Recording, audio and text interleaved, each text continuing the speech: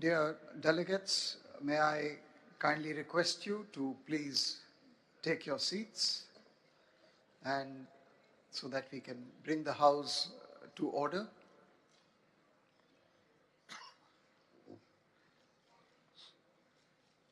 Thank you. Well, this is the official opening ceremony of ATCM 46 in Kochi, and I warmly welcome on the stage today 3 special dignitaries who have traveled to be part of our meeting today. And I would like to begin by introducing the Minister of the Union Government, the Minister for Earth Sciences, Mr. Kiran Rijiju. Mr. Rijiju is a Cabinet Minister for Earth Sciences and Food Processing Industries in the Government of India. He has earlier served as the Minister of State for Home Affairs from 2014 to 2019, the Minister of State for Minority Affairs from 2019 to 2021, the Minister of State with independent charge for Sports and Youth Affairs from 2019 to 2021, and the Union Law Minister from 2021 to 2023. Mr. Rijiju was born on 19th November 1971 at Naku near Nafra in the West Kamen district of Arunachal Pradesh in India. Mr. Rijiju did his graduation from the Hansraj College, University of Delhi, and in 1998 he earned his graduate degree in law from the Campus Law Center in the University of Delhi.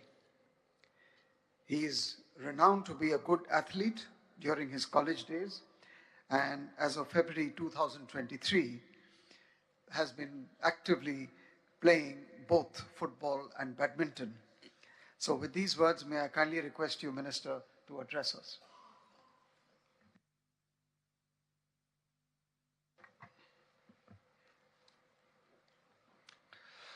Excellencies, ladies and gentlemen, Namaskar and a warm welcome to Kochi in India for the 46th Antarctic Treaty Consultative Meeting.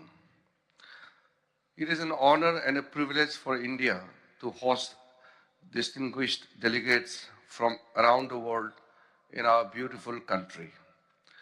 As we gather to discuss the future of the pristine continent on Earth, we are inspired by the ancient wisdom encapsulated in the Sanskrit phrase Vasudev Kutumbakam, which means one earth, one family, one future.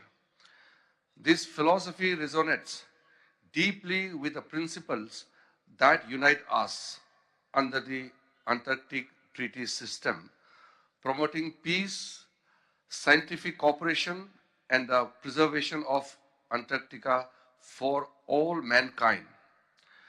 It is indeed a great opportunity for India to host the ATCM for the second time, the first being held in 2007 when the 30th ATCM was held in New Delhi. We are proud to contribute to the ongoing dialogue and collaboration that is essential for the stewardship of this unique continent. Antarctica, with its vast, pristine wilderness, a huge refrigerator of ice, serves as a critical climate modulator and a sentinel of climate change. It holds invaluable clues to our planet's past and future climate, making our collaborative efforts in its preservation all the more critical. This icy expanse is not just a frozen desert, it is a dynamic, living laboratory that demands our highest commitment to protection and study. India's connection with Antarctica began in 1956 when we introduced an item at the 11th UN General Assembly advocating for the peaceful utilization of Antarctica. Our active Antarctic journey, however, truly commenced with our first expedition in 1981. Since then, our programs have been a testament to our dedication and peaceful purposes and scientific exploration. The Maitri Station, established in 1989, has been our primary workhorse, facilitating numerous scientific endeavors and expeditions, and standing as a beacon of our enduring commitment to Antarctic research. In 2012, we further expanded our research capabilities with the establishment of the Bharati Station. We are committed to understand India's connect with Antarctica and would advocate for responsible and regulated tourism. As we look to the future, we are excited to announce India's plan to build a new research station, Maitri 2. This enhancement will strengthen our capabilities to conduct vital research, particularly in connection with the instability of East Antarctic ice sheet. Our goal is to contribute more substantially to global scientific knowledge and to international effort of understanding and mitigating climate change. We firmly believe that Antarctica is a continent for all mankind and shared heritage whose protection rests in our collective hands. This belief is enshrined in our actions and policies as we work together with other nations to ensure that Antarctica remains a natural reserve devoted to peace and science. Antarctica holds immense importance for the world due to its unique and fragile ecosystem, scientific significance, and role in global climate regulation. Antarctica plays a critical role in regulating global sea levels and ocean currents, influencing weather patterns and marine life worldwide. Its preservation is essential for maintaining ecological balance and safeguarding biodiversity. The Antarctic Treaty highlights the international commitment to preserving Antarctica's environmental, scientific, and cultural values. Protecting Antarctica is not only a matter of environmental conservation, but also a shared responsibility for the well-being of present and future generations. By recognizing Antarctica's importance and actively participating in its conservation efforts, we can ensure that this pristine continent remains a symbol of international cooperation and environmental stewardship for years to come. As we embark on this consultative meeting, let us reaffirm our commitment to these principles. Let us strive together to safeguard Antarctica for future generations, fostering a spirit of collaboration and mutual respect. The decisions we make here and the discussions we engage in will echo through time, shaping the destiny of this pristine land. In closing, I wish all delegates fruitful deliberations and a successful meeting. Let us continue to work together as one global family for the betterment of our planet and the preservation of Antarctica. Thank you very much.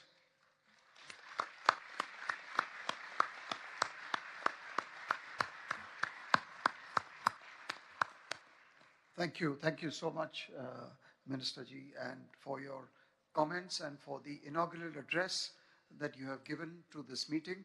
We're very grateful for your time and for your thoughts on the importance of maintaining the principles and the objectives of the Antarctic Treaty, as well as preserving the principles of peace and science in the Antarctic continent. Thank you very much indeed for your time.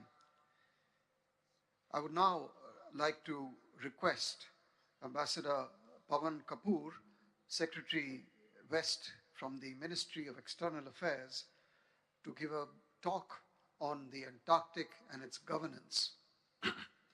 Ambassador Kapoor, in a diplomatic career spanning over 3 decades, has worked in different capacities in Indian missions abroad, as well as at headquarters in New Delhi. Having joined the Indian Foreign Service in 1990, he started his diplomatic life in Moscow and was most recently India's ambassador to the Russian Federation. Prior to this, Ambassador Kapoor has been India's ambassador to the United Arab Emirates, to Israel, and High Commissioner of India to Mozambique and the Kingdom of Swaziland. He has served in Indian missions in Geneva, London, Kiev, as well as in the Prime Minister's office, and has also been an international civil servant with the Commonwealth Secretariat in London. Ambassador Kapoor has earned his master's degree in international political economy from the London School of Economics. May I now call upon Ambassador Kapoor for his talk. Oh. Thank you very much. Honorable Minister of Earth Sciences of India, Shri Kiran Rijiju, Excellencies, esteemed delegates, it's a great pleasure to be here today at this opening ceremony, opening plenary of the 46th ATCM. It is indeed a matter of pride for India to host the ATCM and the CEP meeting for a second time after last hosting these, the 30th ATCM and the 10th CEP in 2007. I would like to welcome all participating country delegations to India and to Kochi. Antarctica is key to our understanding of Earth's climate and ocean systems. As the world's natural laboratory that witnessed millions of years of change in global climatic conditions, continental drift, and so on, it has proved to be a reliable tracker of global climate change. It provides us a tremendous opportunity to advance scientific research for the benefit of all mankind. Today, the threat of climate change and global warming on the polar ecosystems is of immediate concern to all of us. Rapid melting of the polar ice and a rise in sea level threatens the very existence of low-lying small islands. There is an urgent need to find solutions to care for the continent and its fragile ecosystem, while continuously tapping into the new opportunities that open up for us. While doing so, we also need to ensure that we consistently uphold the foundational principles of the Antarctic Treaty. As mentioned in the preamble of the Antarctic Treaty, and I quote, "It is in the interest of all mankind that Antarctica shall continue forever to be used exclusively for peaceful purposes and shall not become the scene or object of international discord," unquote. India has always taken a keen interest in the Antarctic region. We have always considered Antarctica to be a continent of peace and science. India's vision for Antarctica is to use its resources for peaceful purposes and to conduct scientific research for the benefit of all of humanity. As you heard from the Honorable Minister, our first expedition to Antarctica was launched from the shores of Goa in 1981. So far, we have successfully conducted 42 annual scientific expeditions to Antarctica, and our 43rd expedition is presently ongoing. While over the years, these scientific expeditions have seen increasing participation from institutes and universities from all over India, we have also facilitated international participation in them. In the current expedition, for example, there are participants from Bangladesh and Mauritius also. Today, India has 2 operational research stations in the Antarctic, Maitri and Bharati, while the Himadri station in Svalbard in Norway in the Arctic, with that, India is among the few nations that have multiple research stations within the polar regions. India has gained rich polar experience thanks to our continuous scientific engagements in Antarctica. The Indian Antarctic Science Program is rich and diverse. A wide gamut of research fields have been attempted and executed successfully over the years, and the same have been contributing to the world of science in a significant manner. It consists of studies in the areas such as atmospheric sciences, biological sciences, earth sciences and glaciology, human physiology and medicine. In the area of scientific investigations in Antarctica, India stands ready for further collaboration and cooperation. Over time, we realized that the continuing and growing presence of Indian scientists in the research stations of Antarctica, with our concurrent commitment to protection of the fragile Antarctic ecosystem, warranted domestic legislation. Accordingly, in 2022, we passed the Indian Antarctic Act to provide a harmonious policy and regulatory framework for India's Antarctic activities.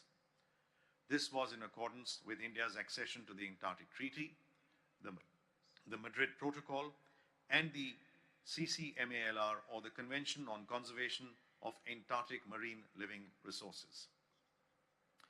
The Indian Antarctic Act seeks to provide a stable, transparent, and accountable process for our Antarctic research and expeditions, to ensure the protection and preservation of the Antarctic environment, as well as to ensure compliance by Indian citizens engaged in the Antarctic programs and activities with relevant rules and internationally agreed standards.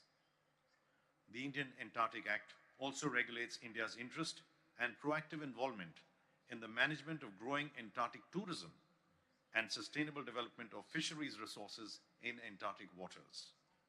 It aligns well with our openness to collaboration in polar governance and cooperation in the scientific and logistic fields.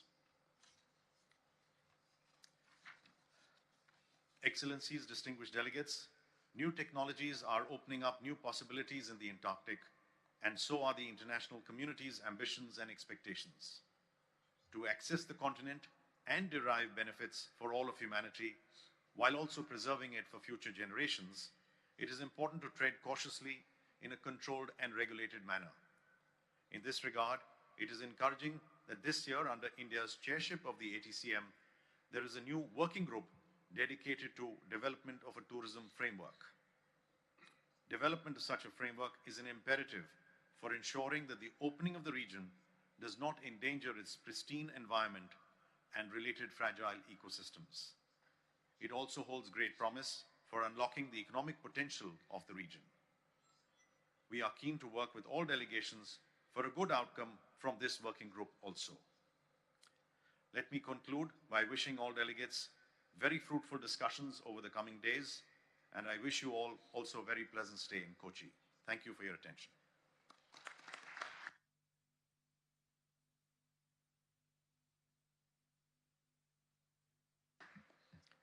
Thank you so much, Ambassador Kapoor, for your comments and your words about the governance aspects of the Antarctic Treaty and the importance of the third working group that is going to be established by this meeting, and for the account you have given of India's Antarctic program. Thank you so much. I would now like to request and invite Mr. Sailesh Nayak, who is the Director of the National Institute of Advanced Studies located in the city of Bengaluru, to speak on the Antarctic and climate change. Dr. Sailesh Nayak is Director of the Institute of Advanced Studies, as well as Chancellor of the Terry School of Advanced Studies in New Delhi, and the Editor-in-Chief of the Journal of the Indian Society of Remote Sensing in Dehradun. He obtained his PhD degree in geology from the MS University in Baroda in 1980. He was Secretary of the Ministry of Earth Sciences for 8 years, from 2007 to 2015, and provided leadership for programs relating to Earth system sciences. His current research interests include building strategies for the blue economy, sustainable development, and promoting research in the Indian Ocean and the polar regions. Dr. Nayak, you have the floor. Thank you very much, and good morning, Honorable Minister of Earth Sciences, Sri Kiran Rijiju ji, Mr. Chairman, distinguished delegates, ladies and gentlemen. As you know that the Antarctica is a unique territory of planet Earth that has no sovereign control and yet free from international discord. The Antarctic Treaty System ensures that the Antarctica remain as a natural reserve devoted to peace and science. During last 2 decades, our knowledge about polar regions have advanced manifold, especially their role in modulating global weather and climate. They play a very important role in influencing Earth system processes by altering planetary energy budget, moderating temperature gradient between the equator and the poles, and regulating variability in atmospheric circulation. There are 3 major issues which needs to be addressed with respect to the climate change and Antarctica. Many research studies have shown that the rate of polar ice sheet melting has accelerated during last 3 decades and raised the level or sea level by about 8 millimeters.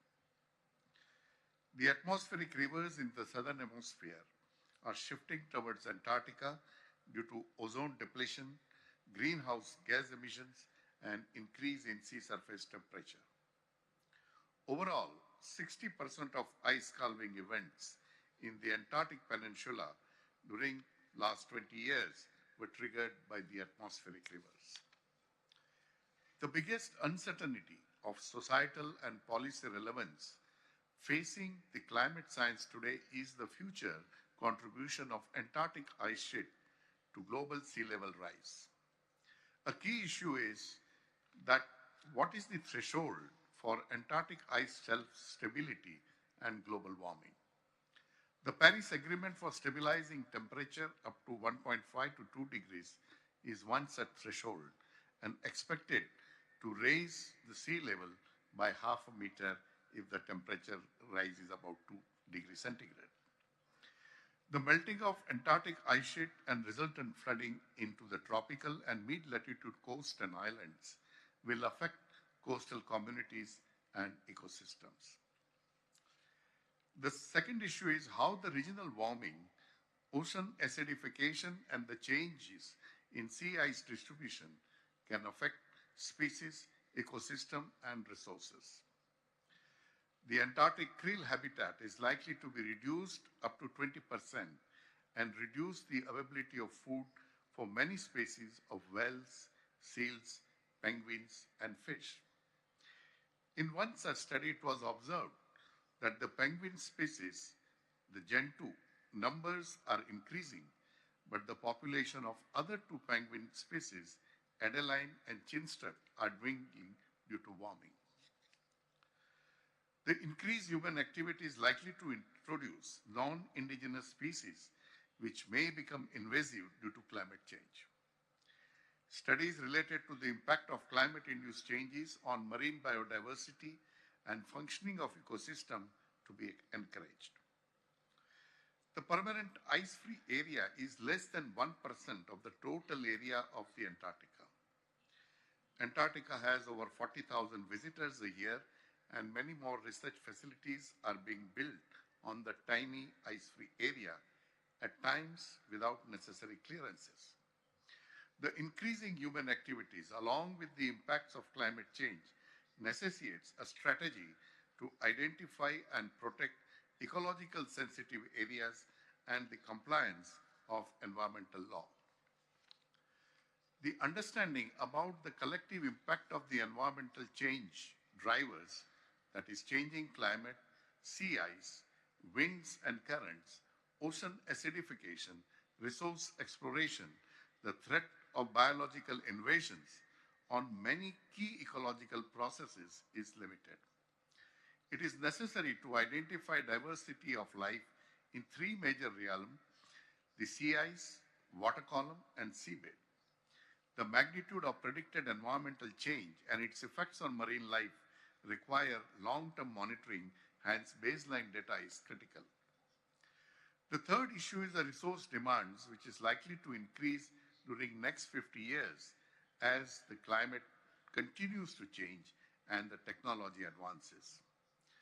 Though the Protocol on Environmental Protection to the Antarctic Treaty prohibits any activity related to mineral resources other than scientific research, nations outside the treaty are not bound by its provisions.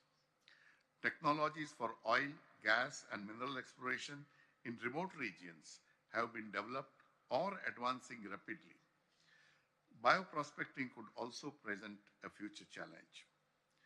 Tourism is another activity which is increasing trend. That increase is due to the diversification of tourist activities, including high-risk adventure tourism. The issues related to regulatory measures, liability in case of accidents, search and rescue are yet to be properly addressed. The scientific community should address these challenges by investigating their nature and making outcome more rapidly and accessible to the policy environment. The improved ways to use scientific information and increase the speed of decision-making is critical. The challenges are global, but the impact would be realized on the Arctic. The greater engagement with the international organizations such as UNFCCC, IPCC, WMO, CORDEX, WCRP, YOPP, WMO Force, and many others should continue and which will contribute towards the future Earth. Helsinki Declaration on the Climate Change in Antarctica committed substantially increasing our efforts to communicate the global implications of climate change in Antarctica within our own countries and international fora, which should continue. A pressing requirement is to make accurate forecast of climate change. This required a comprehensive observation and analysis of roles of polar atmosphere, ocean, and cryosphere, both present and past. Predictive modeling at various spatial and temporal scale has to be improved. In the end, the challenges of 21st century includes the historical sovereignty claims, rising national interests, and require robust international governance system. At the same time, there are need for strengthening the multiple disciplinary international collaboration to pull together human and financial resources and logistics. Satellite data are critical for measuring environmental and ecosystem changes. Interaction with the space agencies is vital to ensure long-term, continuous, and timely satellite data requirement for monitoring land, ocean, ice, and atmosphere parameters and ecosystems. Advancing marine ecosystem protection is a major governance challenge, and capability of current conservation governance arrangement are to be enhanced. Implementation of IMS Polar Code is to be considered. There are issues related to biological prospecting, especially related to intellectual property rights, territorial jurisdiction, need to be addressed with the National Biodiversity Strategy. And the last, the impacts of climate change will affect the communities throughout the world. Hence, the aspirations of the people and their consciousness about Antarctica and climate change should be considered in the governance of Antarctica. In the end, I wish very fruitful and productive discussion during this meeting. Thank you very much.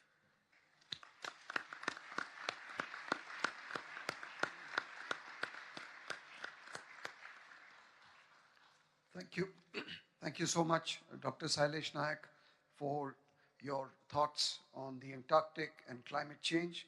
It is an existential threat, and your reference to global sea level rise and the impact of climate change on communities, as well as the need for international collaboration, are extremely relevant for our discussions. Thank you very much. Dear delegates, on this note, may I once again take this opportunity to convey our gratitude to the Honorable Minister of the Union Government, Shri Kiran Rijiju, for taking time out from his exceptionally busy schedule and traveling all the way from New Delhi to Kochi to address us and for his words of inspiration and encouragement for our meeting.